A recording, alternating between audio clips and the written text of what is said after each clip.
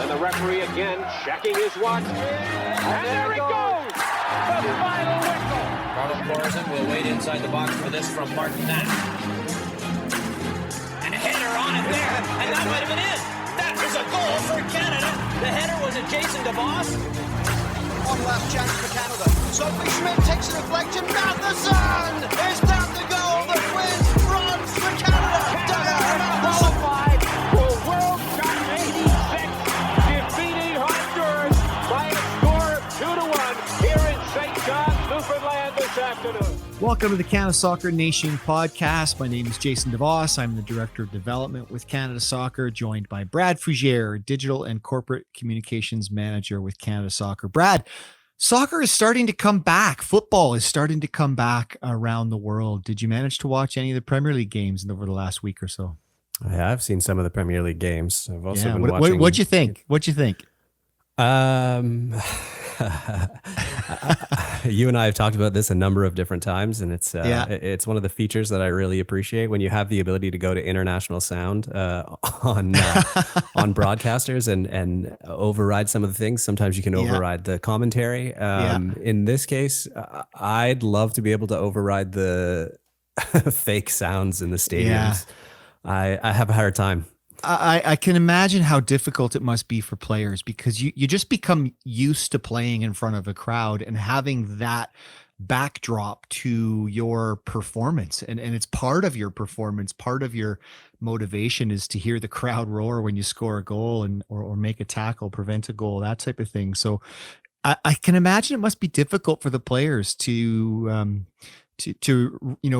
recalibrate their systems to manage playing in front of an empty stadium, for lack of a better term. It's funny. I'll ask you this question. If you're having a problem with a teammate due to marking or something like that, and the crowd starts to come around for you, you're in a home match, and the crowd does that ease over that tension that you have with your teammate? Because it seems to me in watching some of these games that's missing. And so there are some things that are staying on the pitch a little bit longer.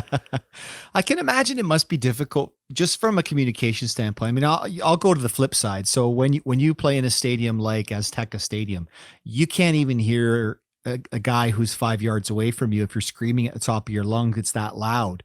The players are dealing with the inverse of that right now. You could hear a pin drop in a stadium that size when there's no fans in it. So communicating between players, I can imagine that there's some choice language being used in games, as there usually is, but it must be a little bit odd for them in a lot of ways. And the other piece too is, if your manager's giving you some advice, for lack of a better term, from the touchline, you can usually ignore it because there's a lot of noise in the stadium, and you can make the argument that you can't hear him, but I don't think that excuse persists anymore. So I can imagine that the managers are probably enjoying the uninterrupted communication stream that they have with their players. You're making a pretty good case for them to keep the bottled sounds too. Now that we're talking through this, I'm seeing some of the perils of just letting international sound all the way through across the board. It's got to be difficult though to manage that. I'd love to get a look behind the scenes to see how they're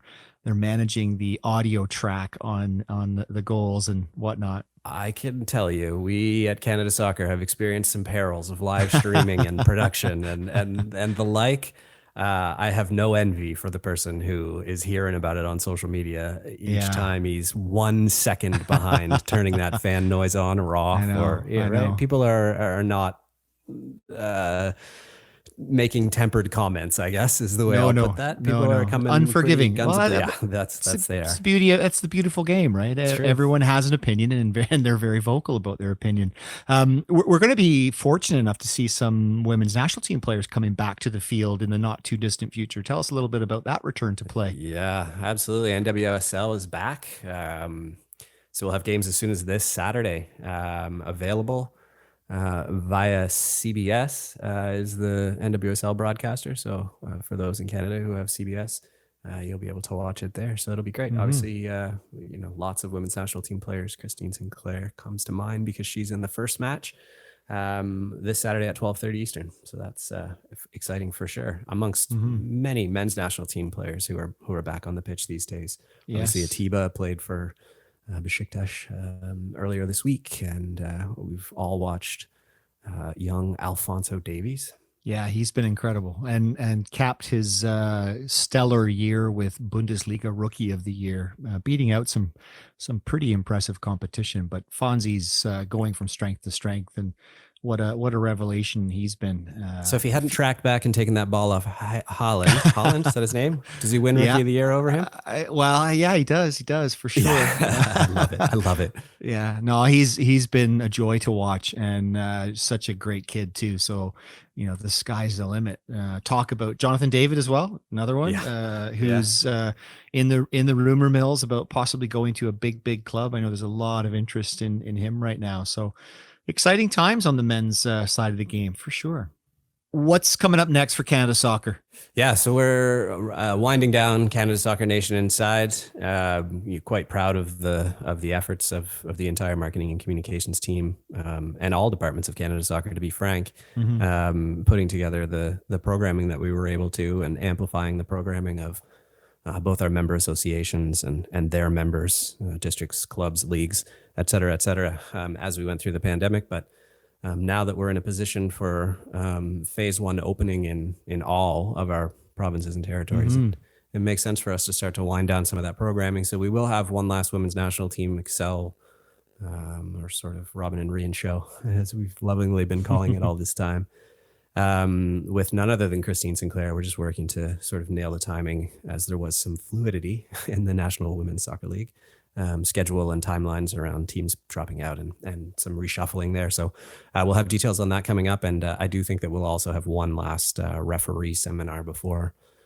folks are back training for the upcoming potential seasons that may start to roll out in some of our provinces. Return to play has really been the focus of everyone's mind over the last 3 months. How do we get back to being on the pitch and playing soccer again, which we all love to do? So that's very much the focus of today's podcast. We'll be joined when we come back after the break by the executive director of BC Soccer, Jason Elligot, to talk about all things return to play and what that process has been like out on the West Coast in British Columbia. Stay tuned.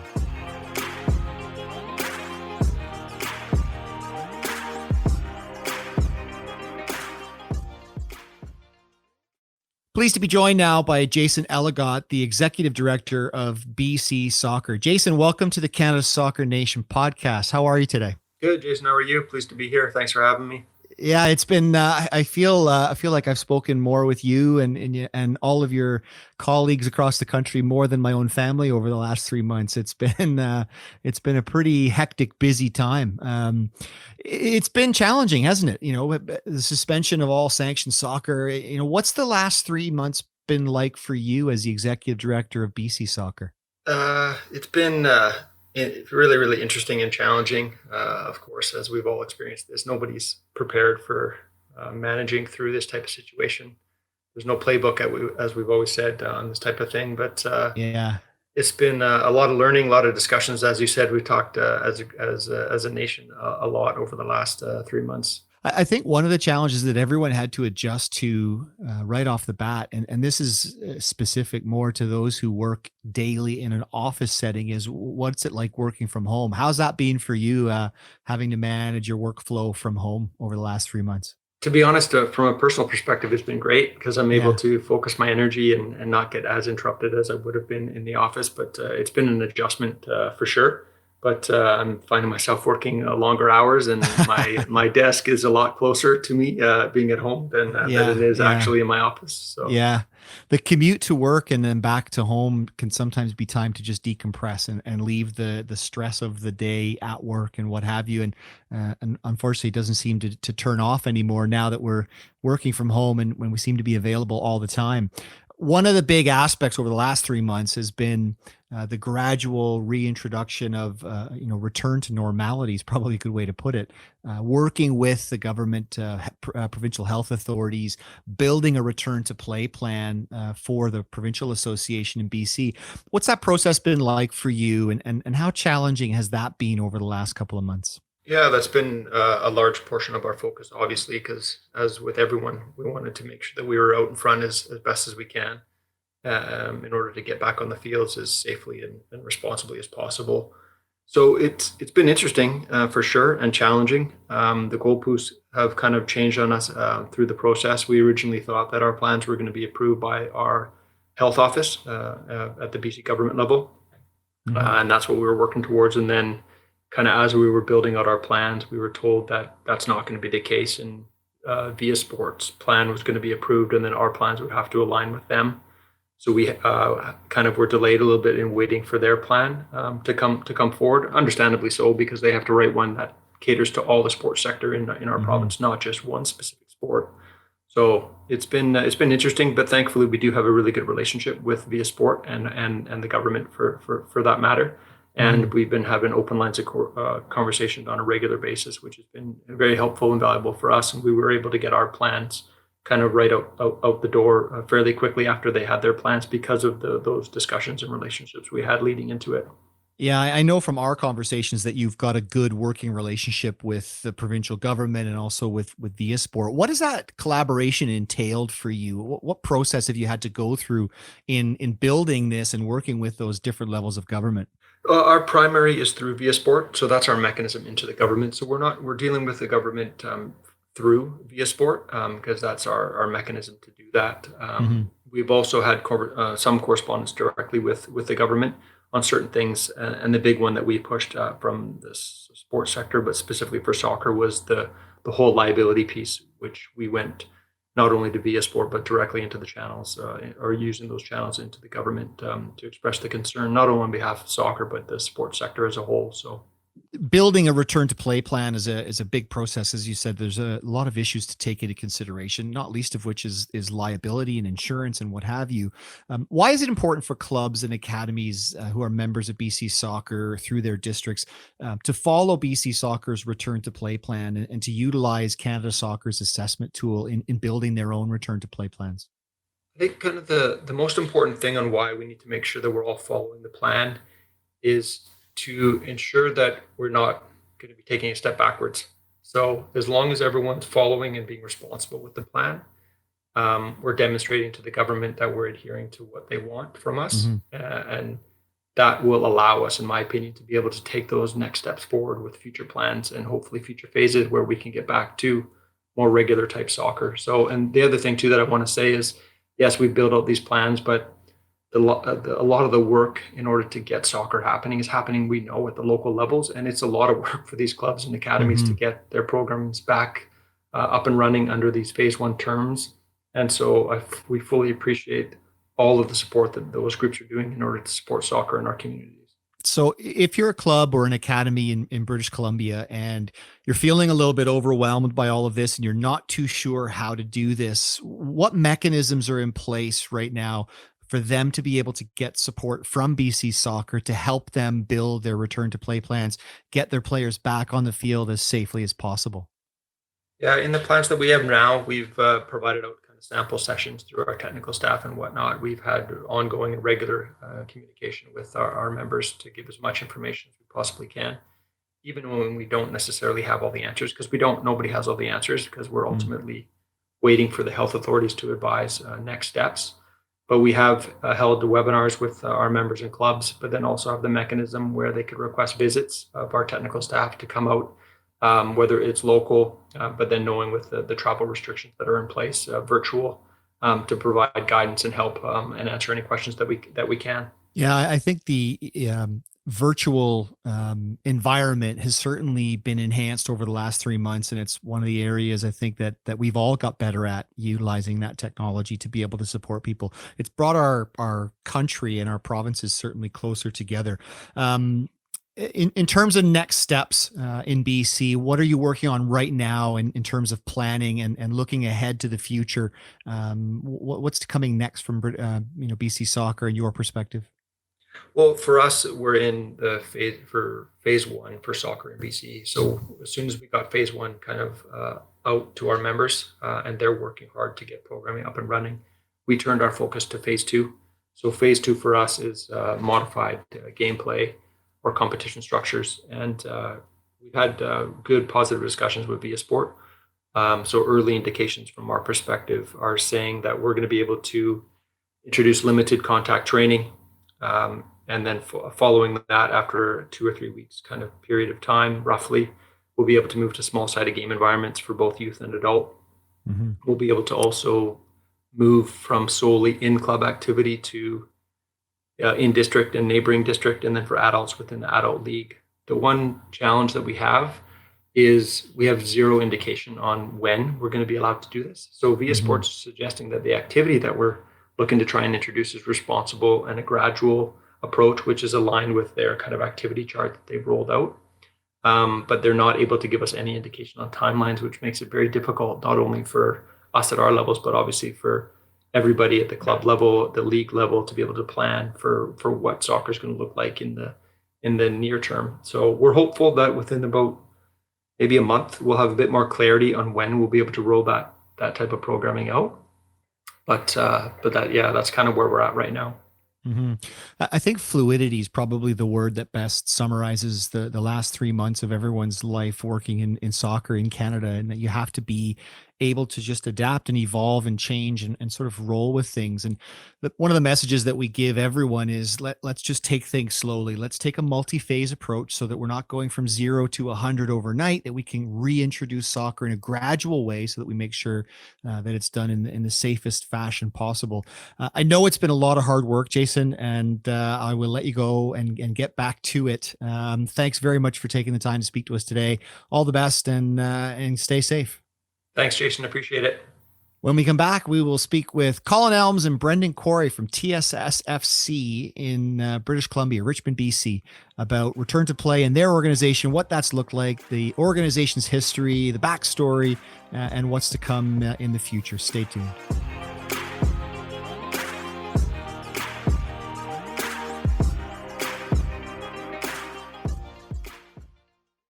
Welcome back to the Canada Soccer Nation podcast. Pleased to welcome to the podcast today 2 gentlemen who have been fighting the good fight, for lack of a better term, I think, for many, many years now as a private soccer organization in British Columbia.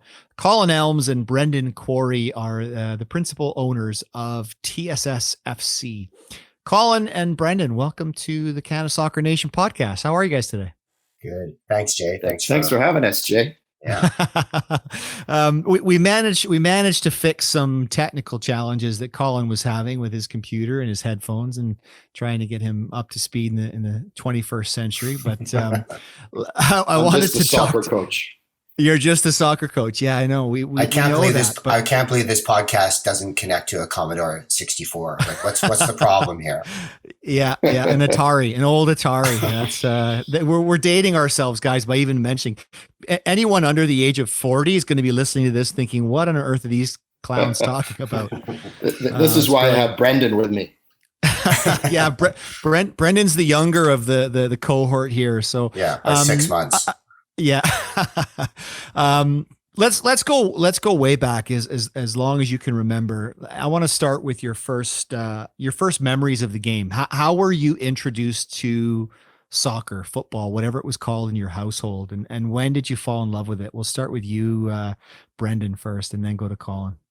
To be honest, my father is English, so we sort of got, exposed to watching a lot of England play in the World Cup and that sort of thing. And, that was really kind of my first exposure, when I was young. So you suffered a lot is what you're saying. Yeah, we suffered a lot for sure. I remember just watching, a lot of games of the World Cup, back in the day. And my brother was actually someone who, my brother Morgan sort of caught the bug, more deeply than I did. And I kind of, followed suit. He was someone who, is Morgan older or younger than you? Yeah, he's older than I am by a year. And, he really kind of caught the bug. Just for those who don't know, Morgan Quarry, longtime manager of a men's national team program and involved. He was involved for so long. He's back when I played. He was the manager, and so very passionate about the game. So what was that like with you and Morgan in the household? The two of you, did you guys compete against each other? Not necessarily with respect to soccer, and a lot of other sports for sure. I mean, Morgan will probably be loath for me to say this, but I was a little bit more athletic than Morgan was when we were younger, and Wow. And he couldn't sort of tolerate that. And as I got older, into age sort of 16, 17, I started sort of becoming more social and playing less sports. But Morgan just sort of persevered and ended up becoming a very good soccer player. He played for South Ottawa for a number of years. Yeah. And then, of course, he got into the world of sports communication and then started working for the CSA. And it was really when my brother got really sort of hooked into the game with the CSA that I started sort of getting more of an interest in the game as I got older, and then started pursuing coaching about 20 years ago, and really sort of got into that side of the game. So yeah. Colin, what about you? What are your early memories of the game? Family's British. Parents, brothers, sisters came over here in 1960. I was born in 66. And my dad quickly became the president of West Point Grey Soccer. Okay. And apparently I was 4, and I had soccer boots that were too big for me with cotton batten stuck in the toes, and off I went. And I have memories of going to watch my brothers play the game in the same club, and kind of grew up from there. Ended up playing in Vancouver most of my life, provincial team, U16, U18, some involvement at the under 19 level in the national team program, and sort of been in this pretty well since day one. When did you guys fall in love with the game? Was it as a player? Was it as a coach? When did that sort of spark happen for you? For me, it was probably when I realized that I was actually kind of good at this to some degree. My real love and passion, though, probably kicked in with the '82 World Cup, which was really the first World Cup that I think it was CBC carried here fairly extensively, and just watching the teams play and the fanfare and that at that point I really got kind of sucked into the game. Yeah, I think for me it was different because I didn't have the rich playing background that Colin did. I played a lot when I was younger and so forth, but I think it was when I got older into my sort of late 20s, even early 30s, and started to watch the game a lot more seriously and started sort of falling in love with it as I watched, the Euros and the World Cup and so forth. And then when I sort of accidentally stumbled into coaching just over 20 years ago, I'm the kind of person that doesn't really sort of do anything half-assed. And so when I got into it, I really got into it. And then I started to really better understand the game, the nature of the game, and then really sort of fell in love with it fully back then. Mm-hmm. And I mean, right now, you're both working at the grassroots level, have done for many, many years. Let's start with the genesis and the history behind your organization. Tell us a little bit about TSS and how it started, where it started, and how it's evolved over the years. I was a provincial team coach in the early 90s, and obviously those programs were run sort of primarily in the spring and summer. And there was a fair amount of sort of interest from the player groups involved in those scenarios to continue. Some of them, clearly knew they had to go back into their club environments, but they were looking for something extra. And we actually approached way back when the association and sort of suggested that this was a desire amongst the players, and it kind of got tangled up in some of the politics and worried about sort of how clubs would perceive something like that. And so it kind of went away for a little bit. And then as my provincial team coaching stuff kind of moved along, we had, even more pressure from kids. And we finally decided sort of in the mid 90s that we were going to going to pull something together and start to run, basically extra soccer for people. So TSS was born in, I think, July of '97.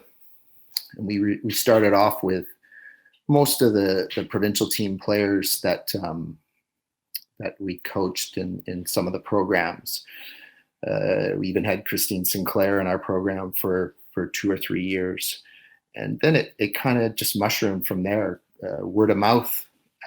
Next thing we knew, we had players below those ages and those standards interested in coming and paying for some extra soccer. We started out at a private school in Vancouver, where we sort of traded our services to the school for space.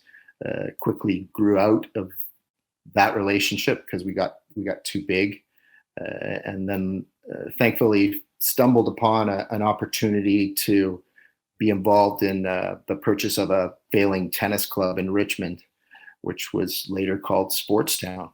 And so that began in 2000. And we were there for 16 years. Slowly but surely moved from just providing extra soccer. What was it, Brendan, 9 years ago now? Probably 9, I think. Where we started. Yeah, where Brendan actually, I'll let Brendan describe that discussion. Came into my office one day. I think it's interesting because I joined TSS about 13 years ago. I had a lot of 91 born girls that I was coaching, and I think out of the 16 girls, there's like 12 or 13 of them at TSS. So I used to come out to the bubble and sometimes and watch training sessions, and I got to know Colin that way. And it was interesting to me because I think back then, and there were some good coaches who were at TSS for sure, but I think that TSS back in those days, there weren't very many private programs that were providing supplementary training. And back then, I think TSS was getting a lot of sort of strong players who were back then, to be honest, almost sort of escaping their clubs, who were, not tiering players at those ages and all those kinds of things. So they would kind of come to TSS where they could be with more sort of like-able players and so forth. And so TSS became, I think, very popular that way. It had good instructors, but it was also a lot of very good players. And I think what happened about 10 years ago, with the advent of the High Performance League in British Columbia, is that a lot of those players were no longer coming to TSS. So we weren't necessarily getting the top soccer players in the community who are coming to TSS. So it was actually a good thing in hindsight, because it really sort of forced us to look ourselves in the mirror and sort of saying, okay, well, what were people paying TSS for? Were they paying TSS to come to this academy so they could be with other, strong soccer players? And if we can no longer provide that, what is it that they're paying for? And then that was sort of a real change that started taking place at TSS. And I think that we really started to invest a lot more in, coming up with a very clear and succinct philosophy, and really starting to invest more in player development, because we started realizing that we were going to get players of all kinds of different abilities at different ages and so forth. And we had to ensure that these people were going to come and they were going to get something of value. And so ironically, I think what happened is that as we started losing the stronger players who are coming to TSS for supplemental training, I think we actually became a much stronger organization in terms of being invested in player development. So back at that time, as Colin was alluding to, also the challenge that we had when the High Performance League came out was, okay, well, what are we going to do? Are we going to continue to be a supplementary training program, or are we going to get involved in other aspects of the game? And so, of course, for forever, private academies have never been able to participate in leagues. Kids used to come and join us in the summer where we would field teams in tournaments and so forth. So I decided, I walked into Colin's office one day, I remember 10 years ago, and I said, well, you know, if we're not allowed to play in youth leagues, why can't we field players, our oldest players, in the adult leagues? And back then we had some fairly strong 94 born girls who were in our supplementary training program. So I said, why can't we approach our 94 born girls and ask them to participate in the Metro Women's Soccer League? And this is always the fun thing about being in an organization like TSS, a small organization. And to be honest, you know, working for Colin, who has always, you know, encouraged the staff to bring their own ideas and run with them. And I remember Colin just sort of said, he kind of thought for a few seconds and he went, right, good, phone up the league, see if we can do it. And that really started the beginning of TSSFC. And you know, fast forward now 9-10 years, we have 160 kids who come to us full time, train 3 times a week, and play in games and so forth. So, and of course, what's come out of that now is we're now being brought into the high performance league at U13. So. Well, I mean, that whole genesis of the organization really revolves around the concept of accessibility and inclusivity. TSSFC's recently been awarded the National Youth Club license as one of 4 organizations in BC, and with that, the opportunity to join the existing standards-based league, the BCSPL, which had 8 original members, also acquire the National Youth Club license. I'm going to talk about the elephant in the room that everyone talks about when your name as an organization comes up and others across the country. You're a private academy, and the argument that's always made is private academies only care about making money. How do you respond to that? How do you answer that criticism or concern? Well, I'm sure Colin has a lot to say on that too, but I find it funny, right? Because we kind of joke about this because there's always some sort of, you know, perception that gets created that, you know, Colin and I have a place in the Cayman Islands. You don't? No, we don't. TSS Caymans. And, but the reality is that, you know, as anyone who runs a private business in the soccer world, it's very challenging. And really what it is that a lot of times these organizations like ours are really just sort of, you know, covering costs a lot of the times and helping a lot of people become, you know, try to make a living in the game. And even in our organization, there's really only sort of 3 to 4 of us who are even sort of full time in the game. And the other challenges, of course, is that, you know, we don't receive the same kind of benefits that a nonprofit soccer club would receive, such as, you know, we're not eligible for gaming grants. You know, a lot of times when private organizations are booking fields with the municipalities, their rates can be 2 to 3 times what they are for nonprofits. There's even some nonprofit clubs who don't get charged anything at all for renting out municipal fields. And then, of course, there's the challenge of not being included in any of the youth leagues, because then of course you become limited to supplemental training. And the reality is as we know, is that, you know, as great as supplemental training is, you know, people pay for soccer training so they can ultimately play the actual game. So you're always going to be, as Colin would always refer to us as, the second family car, a nice to have, but not necessarily a need to have. So those are the realities of it. And, you know, they're challenging. And this notion somehow that you're, you know, making money hand over fists, is a fiction. And in particular, you know, you ask any of the clubs in British Columbia who are part of the High Performance League, and they essentially charge very similar rates than we do. And they can tell you that, you know, these high performance clubs don't make very much money as well, right? So even though that we're charging similar rates, they can tell you, you know, how challenging it is in terms of trying to. We're a community service. we're a community service that happens to employ a few people in the game. I have on occasion offered to show anybody that wants to see our books so that we can prove that we don't have a place in the Cayman Islands. But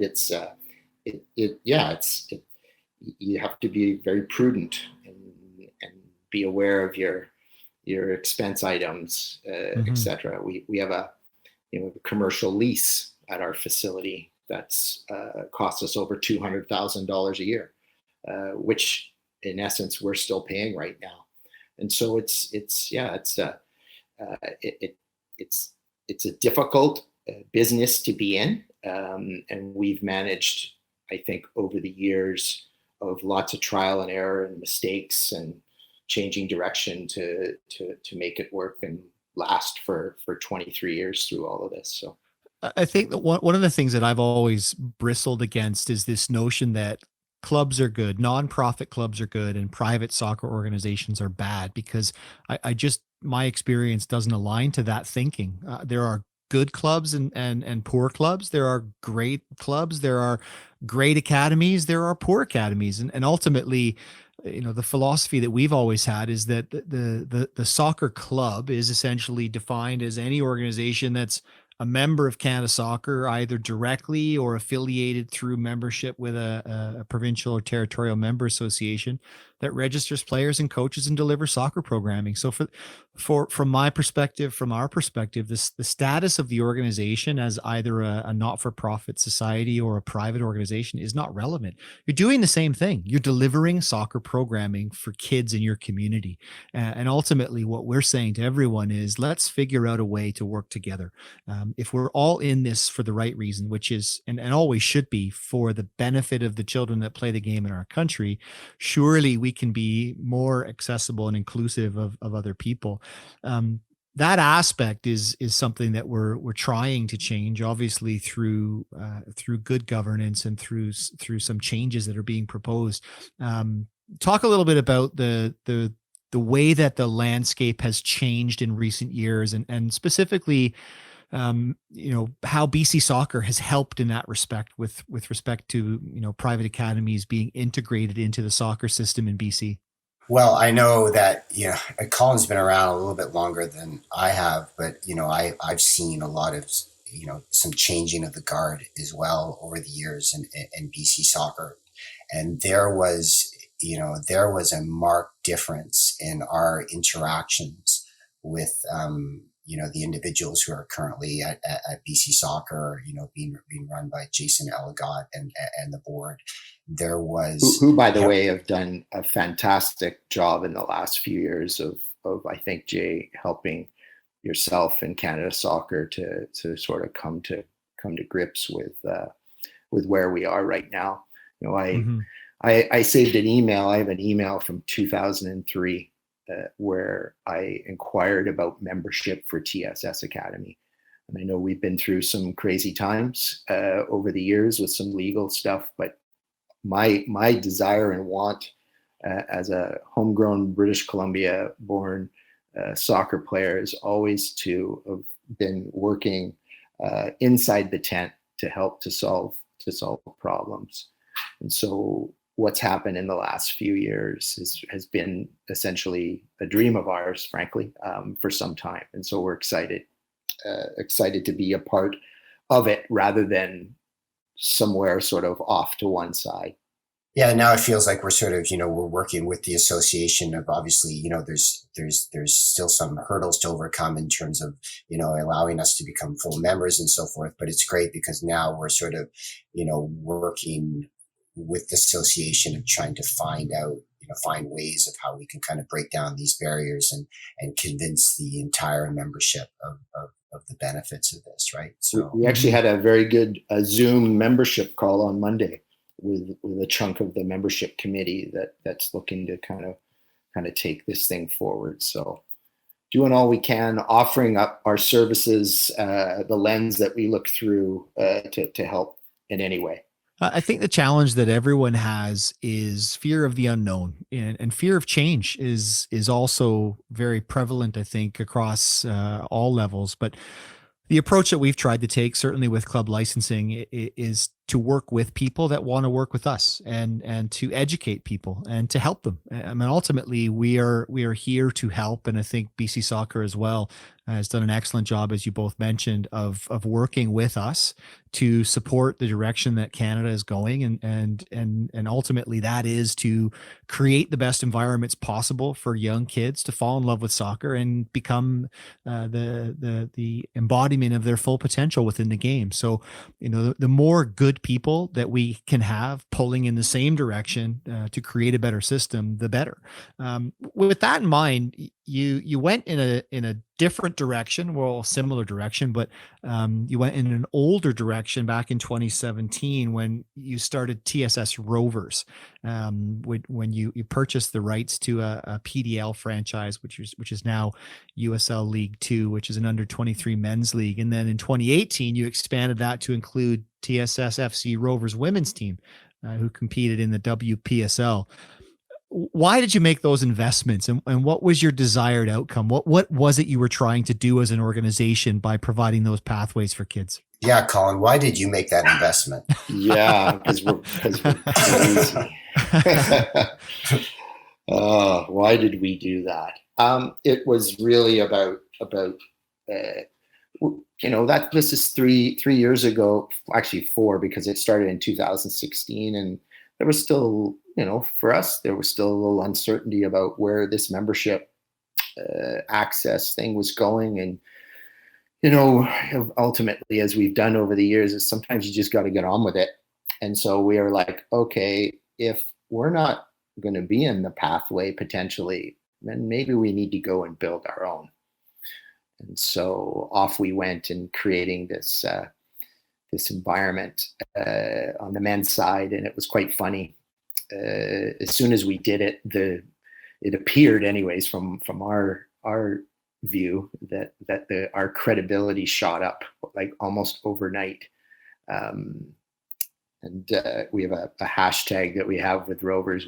We don't know what we're doing, and we found it fascinating that certain groups wanted to talk to us like 2 or 3 months into starting up the Rovers in the PDL, and we hadn't kicked a ball or frankly lifted a finger administratively. We just kind of bought the franchise off of Crossfire in Washington State, and so it was fascinating to watch.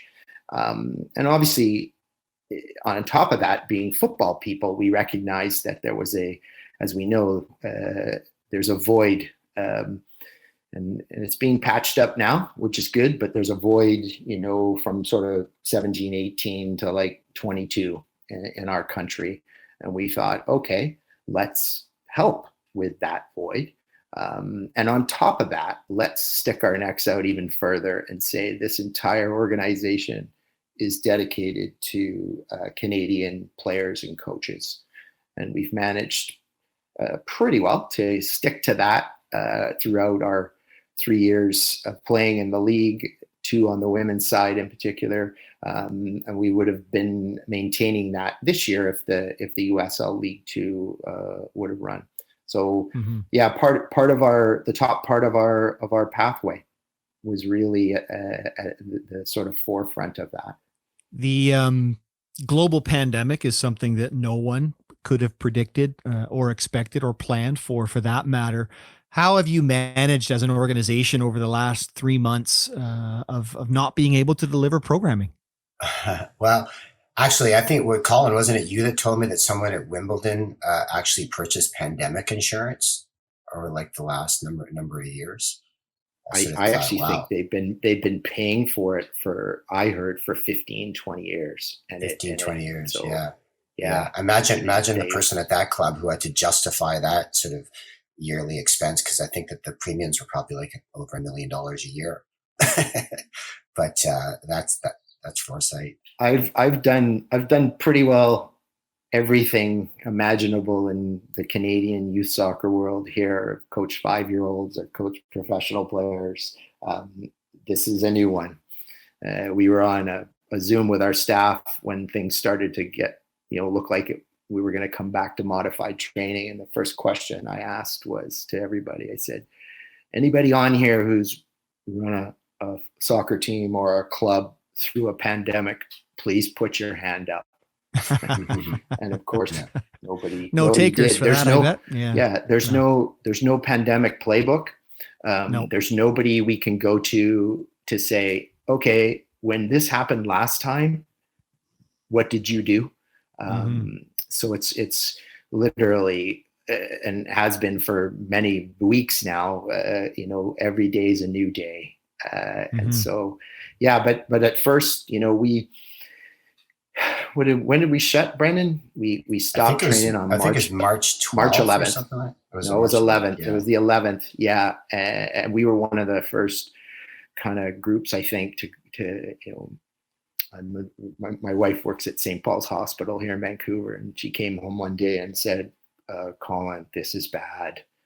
And we went, oh, okay. And pulled the plug a couple of days before most of the other groups. And there's been many days where Brendan and I have kind of looked at each other and thought, okay, is this it? Right? Is this ever going to come back in the way that the business model needs it to? Do we need to rethink things? It's been scary for lots of different reasons. Soccer's just a small part, but for sure, when you think about your livelihood and what you've been doing and all the people that work for us and rely on us and the players that come and have been coming for many years, some of them and stuff, and you think, is this ever gonna happen? Is this ever gonna get going again? So it's good to see that we're taking some small steps. I think there's going to be a lot of stopping and starting, and over the next little while, and we're just going to have to be patient and listen to our health people, and follow along. I think the irony, of course, is that after all this kind of waiting and pushing and prodding, we were got our Canada Club license and so forth, and we're just about to start our first foray into the BCSPL, and all of a sudden this arrived. But I think one of the other big challenges, obviously being a private business, is that there's a lot of costs that we have that are just inescapable, right? When this thing arrived with most soccer clubs, one of the probably the biggest line item that most soccer clubs would have would be the renting of facilities, their turf fields and so forth. And of course, besides staff, Brendan, probably. Besides staff, obviously staff. Yeah, exactly. But those are the two major expenses for any soccer organization. Yeah, for sure. So I think with respect to fields, for a lot of the soccer clubs, it's simply about in us as well, because we rent fields. We simply sort of cancel those contracts with the municipalities. But the challenge with our indoor facility, of course, is that we, you can't really escape that. Our rent is something in the magnitude of $17,000 a month, right? So that was the biggest challenge. And even today, our landlord's been quite understanding and been trying to sort of apply through for the rent subsidy program that took a number of months of lobbying the government with different organizations, Save Canadian Small Business Organization and that sort of thing. But that was the big one for sure. Luckily, a lot of our staff members do this because they're passionate about it, but most of them have full-time jobs. So, sort of putting those things on hold wasn't as problematic for a lot of our staff. Colin and I have gone, reduced our incomes, drastically just on bare bones to try to sort of subsist. Same with another of our couple of employees who are sort of more full-time at our organization. So what we essentially tried to do is that we essentially tried to sort of slip into a self-induced financial coma, and identify identify all of the expenses that are critical and the ones that are not critical, and just trying to turn everything off as much as possible. And to be honest, it's actually been there's been some positives, because I think what it did is that Colin and I spent probably a couple of weeks poring over sort of financials and sort of saying, okay, what are some scenarios here? How are we going to sort of survive this? And even if we get out of this and we fire back up in the fall, what happens if, especially with our supplemental training program that is a big part of our business, what happens if people are now a bit spooked about coming back? Or not necessarily spooked even, maybe they're just not in a financial position to come back, because as we talked about before, supplemental training is the second family car, right? It's not a need to have. So maybe that's the first thing that gets cut in terms of the family budget. So Colin and I were sort of going, okay, well, what happens if our academy numbers drop to this or drop to that, and putting together all these scenarios. So it was actually a really good financial exercise, because I think at the end of it, hopefully when we come out of this, is that we're going to be a better run organization and have a better sense of what are the things that we need and what are the things that we don't necessarily need, that are just sort of superfluous to our organization. Yeah, I think that exercise is a valuable one for all organizations to go through. Whether you're a private soccer organization, whether you're a nonprofit society, and it's one of the reasons why in the club licensing program there are strict financial standards that are in place for the best organizations to reach the highest level. Is that you need to be managing your business affairs accordingly, so that if and when something like this happens, that you're able to survive. And I like your term, Colin, to hibernate. It's something that we're advising clubs and academies across the country on a daily basis, and that's a good way to phrase things. With respect to starting back again with your programming, I'm assuming you've had to go out and purchase things that you never expected to purchase before, like hand sanitizer and cleaning products that would not necessarily be on the shopping list. How have you managed that process? And walk me through what the experience is like for a young player coming into TSS when they come back to soccer right now. Well, it's been very, very different. We actually just posted a couple of videos on our social media just last week about our return to play, because the fields in Richmond are not going to be opening up yet for permits until this coming Monday. We decided to open up training for our TSSFC teams starting last Monday. The girls started on Monday. So what happens now is that we limit our facility to 24 players in our facility. Obviously, they're all doing distancing. What's happening is that they're showing up, and we have sort of hand sanitizer located all over the facility. We were lucky enough that we received a very generous donation from Parallel 49, which is one of our Rovers sponsors, that is a brewery that then sort of immediately pivoted and started making sanitizer. So they actually provide us with a whole bunch of hand sanitizer, which has been great. It doesn't smell very good, but it's very effective. And the kids show up, and they are in masks. Colin and I, have done a lot of research on this stuff, especially with respect to indoor transmission. And we sort of thought, you know what, we need to be up and above in terms of safety. And we very much believe in the effectiveness of masking in terms of, limiting the emission of droplets, so if you're breathing heavily, exercising, those sorts of things. So we've, provided some advice to our players in terms of, what kind of masks to get and that sort of thing. We try to make sure that our activities are not too high exertion, because, playing in a mask, with the way that most homemade masks are currently made, are not entirely breathable. We're hopefully trying to change that. We're actually in discussions with a local company that is trying to put together a sport mask that is more breathable for kids. And we also, one of the things that we did too before we even opened up our doors, is we actually had a professional air quality consultant come through our place to make sure that we were doing everything possible to ensure that training indoors was safe. we were lucky that our ceilings are 30 foot high. We have bay doors that can be opened up. We took our HVAC fan and increased the speed and so forth. So the air quality consultant essentially said, hey, you know, you guys are as close to outdoors as you can be. So that was the main thing that's so important, is just sort of refreshing indoor air with outdoor air. The other things that we did is with our public washrooms that have maybe a couple of stalls in them, is that we actually installed locks on them. So we're only allowing one player in the washroom at a time. So they go into the washroom and then they lock themselves in, go to the washroom, come out, and then there's hand sanitizer as well on the way out. So all these kind of lots of signage and all those kinds of things. We also don't let any of the parents, no spectators are allowed in the facility on our mezzanine or anywhere in the facility.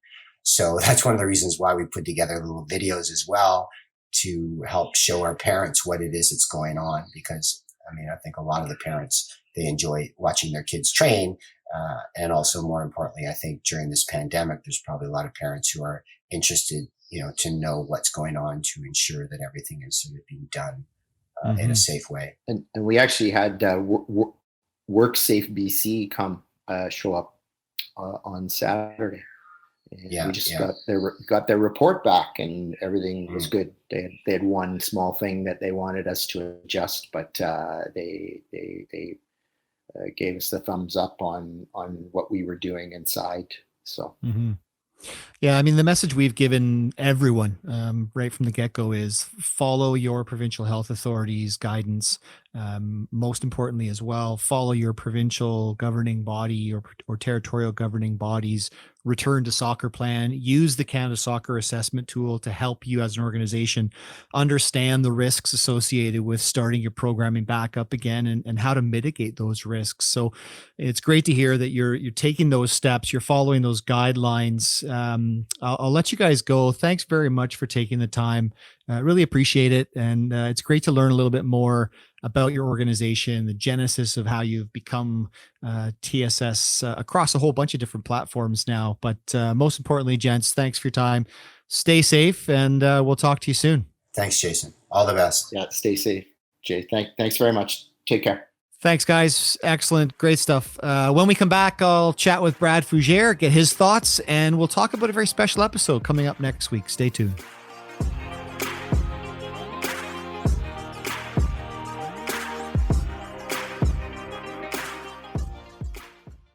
Welcome back to the Canada Soccer Nation podcast. Thanks to Colin Elmes and Brendan Quarry from TSS FC for joining us and walking us through the history of their organization and their steps that they're taking right now in return to play.